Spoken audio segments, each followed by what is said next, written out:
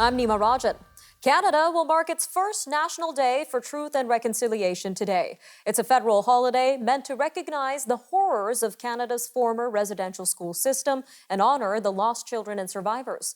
The law to mark September 30th as a holiday was given royal assent weeks after over 200 unmarked graves were discovered. The discovery was made in May by a First Nation on the grounds of the former Kamloops Indian Residential School in BC. Hundreds more potential grave sites were found at other residential schools in the months that followed. Canada's first Indigenous Governor-General had some very personal reflections on the eve of Canada's first National Day for Truth and Reconciliation. Mary Simon says as a daughter of a white father and Inuk mother, she was not made to attend a residential school. Instead, she was homeschooled while other children were ripped away from their homes and forced into residential schools, not allowed to speak their language. The federal court has upheld two rulings that require Ottawa to compensate First Nations children without properly funded child and family services on reserves. Advocate Cindy Blackstock is part of the case. She is encouraging Canadians to ask their MPs for the government to stop mounting legal challenges against the initial decisions. Federal Court Justice Paul Favell says the parties must decide if they want to move forward in the spirit of reconciliation. The president of the Canadian Medical Association is urging the provincial and federal governments to take immediate action to help Saskatchewan and Alberta. Both provinces are setting hospitalization records, and intensive care capacity is running slim to none. Dr. Catherine Smart tells the Canadian Press that this is beyond anything that the healthcare system has ever faced in modern times. The CMA is calling for short, controlled lockdowns, closing schools and non-essential businesses, along with mandatory vaccinations in healthcare settings. Environment Minister Jonathan Wilkinson says it will be a few months before a detailed environment plan will be ready. It will show how Canada might meet a greenhouse gas emissions target. That means the plan won't be ready in time for November's Global Climate Change Conference in Scotland. Mr. Wilkinson is in Milan this week for meetings with his global counterparts. This is to set the final agenda for negotiations that will take place at the UN climate change meetings. Enbridge says that the upgrade of its Line 3 pipeline across Minnesota is substantially complete. It will start filling with oil on Friday. The Canadian-based company's president and CEO, Al Monaco, says the pipeline will soon deliver the low-cost and reliable energy that people depend on every day. The project was completed despite opposition from tribes, environmentalists, and others that argued it violated treaty rights and would worsen climate change. Both Brazilian mining giant Vale and Ontario's Ministry of Labour are launching investigations. This comes after 39 workers were stranded underground at the Totten mine near Sudbury. They were all brought to the surface, with the last of them out on early Wednesday morning. A Green activist who came second to Annamie Paul in the party's last leadership race says he is being urged by many to stand again. Dimitri Lascaris, a Montreal-based lawyer and activist, is considering whether to throw his hat into the ring again. The Greens saw their support plummet in the recent election, returning just 2 MPs to the House after months of infighting and sniping at Ms. Paul. Many Greens have posted messages of support for Ms. Paul, who announced her decision to resign as leader on Monday. A new survey has found the rising price of groceries is shifting consumer behavior, with more Canadians searching ways to cut costs for food. The survey by Dalhousie University's Agri-Food Analytics Lab, in partnership with Cattle, says food prices are on track to rise nearly 5% this year. This is due to supply chain issues and adverse weather conditions. It says that is prompting more consumers to check weekly flyers, use coupons, and buy grocery store brands and discounted food close to its expiry date. It also found that nearly half of respondents had reduced the amount of beef they buy, as meat prices are up as much as 10% in 6 months. The head of Canada's banking regulator says climate change and digitization are the 2 biggest risks facing the sector. Peter Rutledge made the comments in a virtual speech to the Global Risk Institute Annual Summit, which is his first since becoming Superintendent of Financial Institutions in June. Mr. Rutledge says the regulator's approach and organization must be transformed to meet the challenges ahead. This includes improved data and an updated supervisory framework. He says the regulator is working to better understand the risks of climate change and to increase disclosures because current data falls short. All right, after the break, we will discuss the meaning of Canada's first National Day of Truth and Reconciliation. We'll have an interview with Chief Elmer St. Pierre, National Chief of the Congress of Aboriginal Peoples up next. That, and of course, more news from around the world, and an in-depth look at Orange Shirt Day, which is today as well. So stay tuned. We'll be right back after a short break.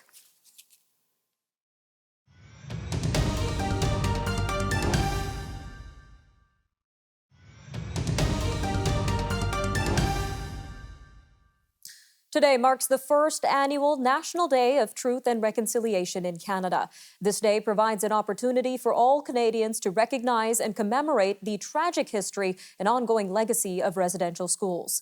This federal statutory holiday will also coincide with Orange Shirt Day. The day was created by an Indigenous-led grassroots movement to honor those who survived Indian residential schools and to remember those who did not. The National Day for Truth and Reconciliation also allows Canadians to look toward the future of Indigenous reconciliation within Canada. With us today to talk more on this is Mr. Elmer St. Pierre, the National Chief for the Congress of Aboriginal Peoples. Welcome to Forum Daily, Chief St. Pierre. Thank you very much. Now, what does the National Day of Truth and Reconciliation mean to you as well as the Congress of Aboriginal Peoples as a whole? Today is a very sad day. We need to remember the children that went to these schools but never returned. Right, sir. And can you speak a little bit about the residential school system, how it impacted you and the members of your own community itself?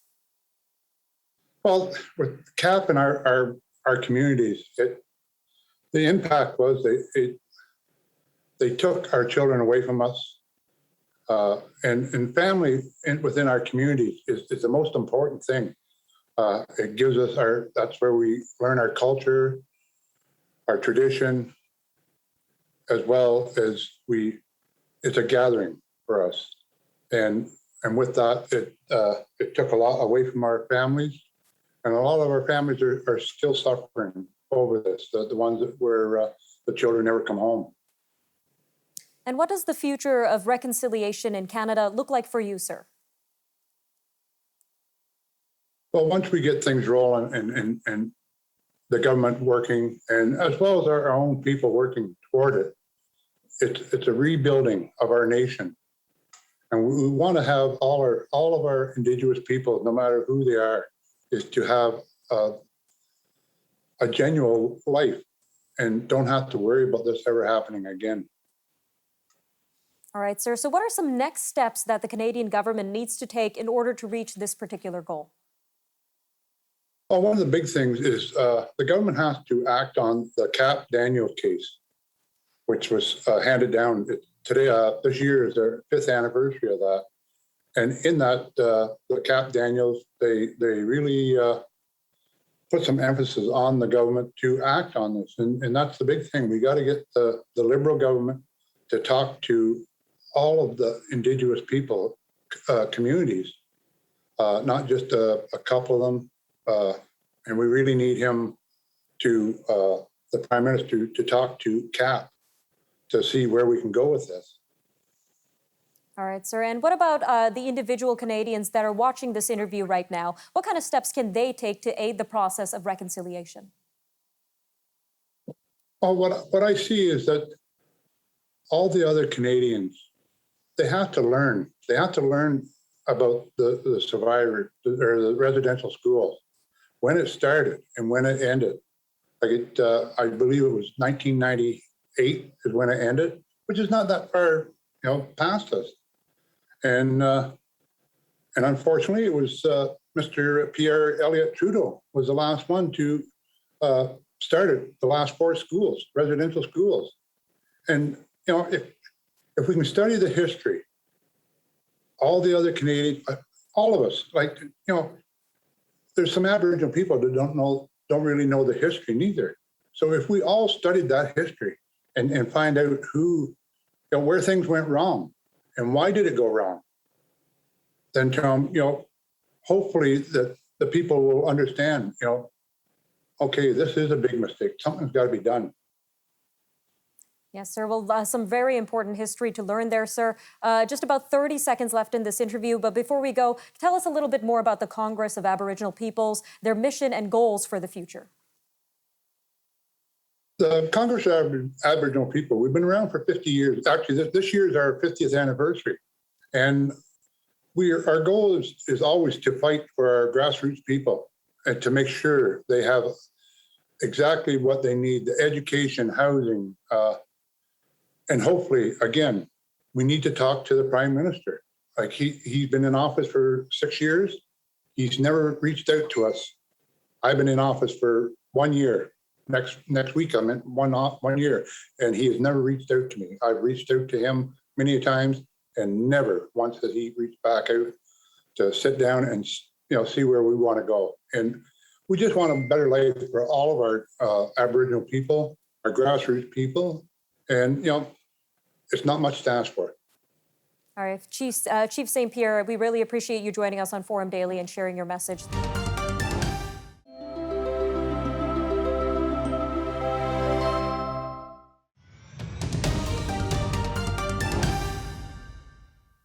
Officials like BC Premier John Horgan and Indigenous Relations Minister Murray Rankin are urging Canadians to wear their orange shirts today to proclaim that every child matters.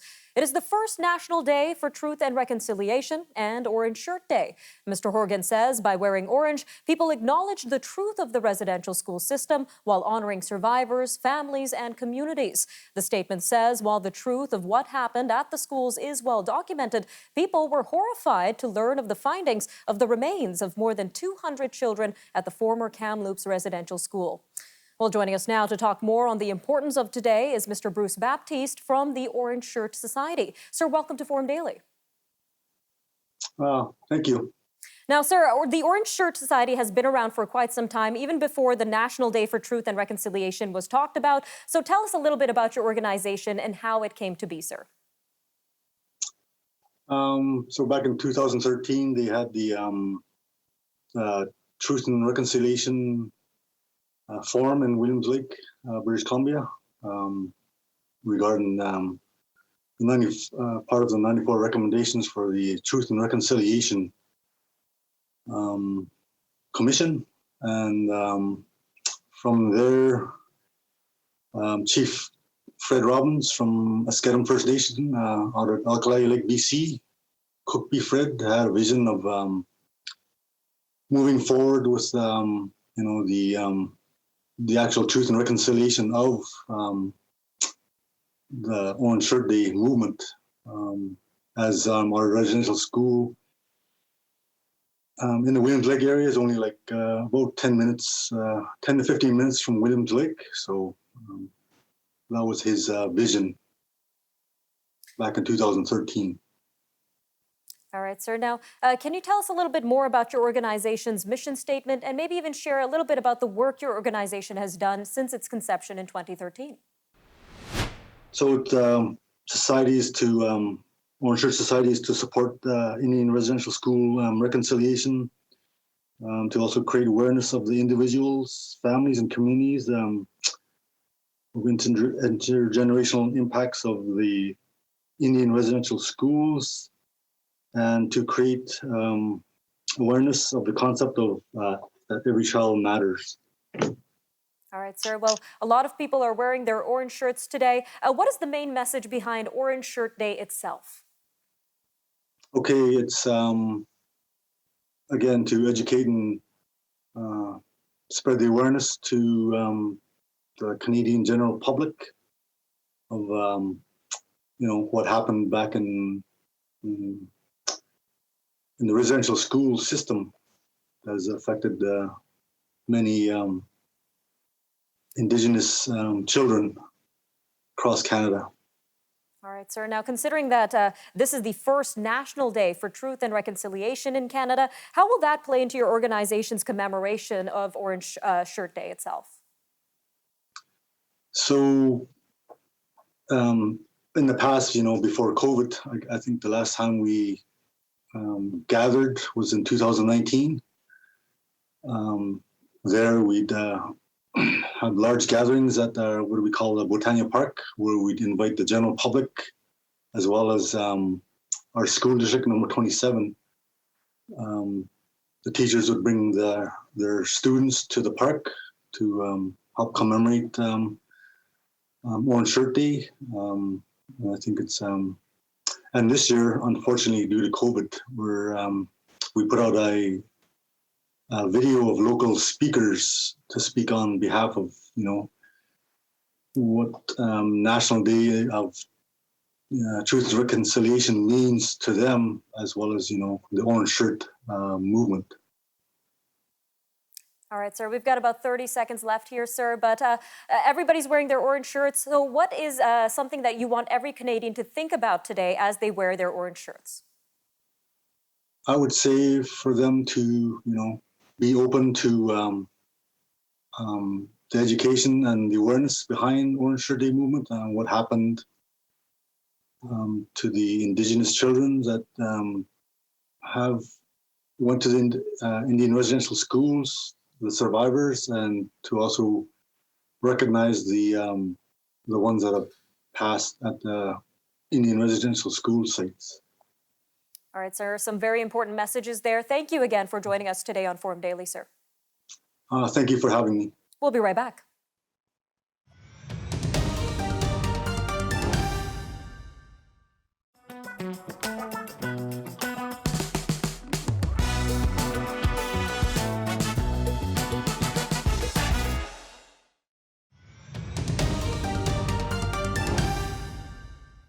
Political adversaries in Congress are united in outrage against Facebook.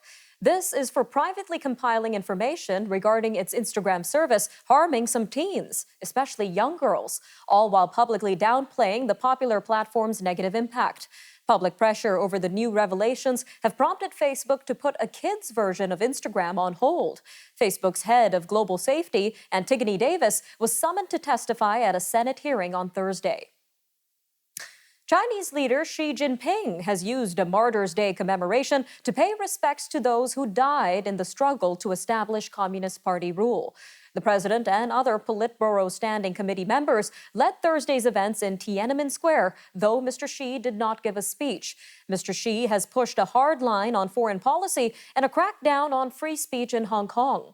This while upping China's threats to use military force to bring democratic Taiwan under Beijing's control.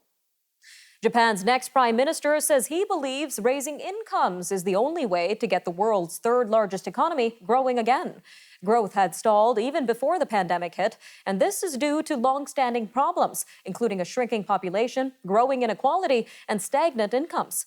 Fumio Kishida won a party vote on Wednesday and is due to be named prime minister on Monday. Analysts say he is viewed as an establishment choice, not a reformer, and is unlikely to stray far from the playbook of his predecessors. North Korean leader Kim Jong-un is expressing his willingness to restore stalled communication lines with South Korea at the start of next month. Mr. Kim's statement, released through state media, appears designed to drive a wedge between Seoul and Washington. He has said he wants to promote peace on the peninsula, but has shrugged off recent U.S. offers for dialogue. Observers suggest Pyongyang wants South Korea to help Kim win relief from crippling U.S.-led economic sanctions and other concessions. Israel's foreign minister has landed in Bahrain. This is the highest-level official visit to the Gulf state since the country's established ties last year. Yair Lapid flew to Bahrain's capital, Manama, on Thursday for meetings with his Bahraini counterpart and to inaugurate Israel's embassy. The Israeli diplomatic delegation was to meet with its Bahraini counterparts and sign a raft of agreements to further cement bilateral ties.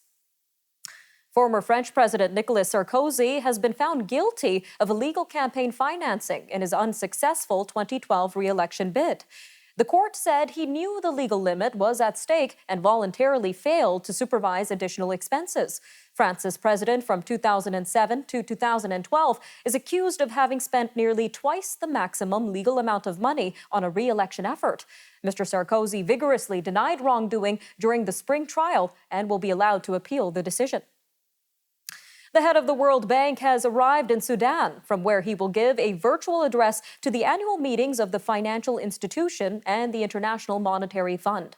David Malpass landed in Khartoum on late Wednesday. This is the first visit for a World Bank president to the East African nation in more than 50 years, according to the Prime Minister's office. Sudan's Premier and Finance Minister both hailed the visit as a sign that Sudan's integration into the international community is progressing in strides.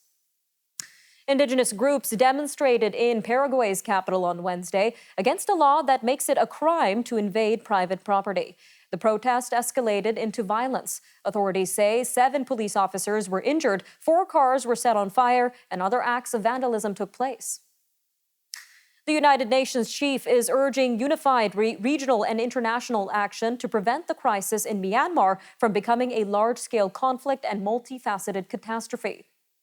Secretary General Antonio Guterres warned in a report to the UN General Assembly circulated Wednesday that the opportunity to prevent the army from entrenching its rule could be narrowing. He says it's urgent that regional and international countries help put Myanmar back on the path to democratic reform.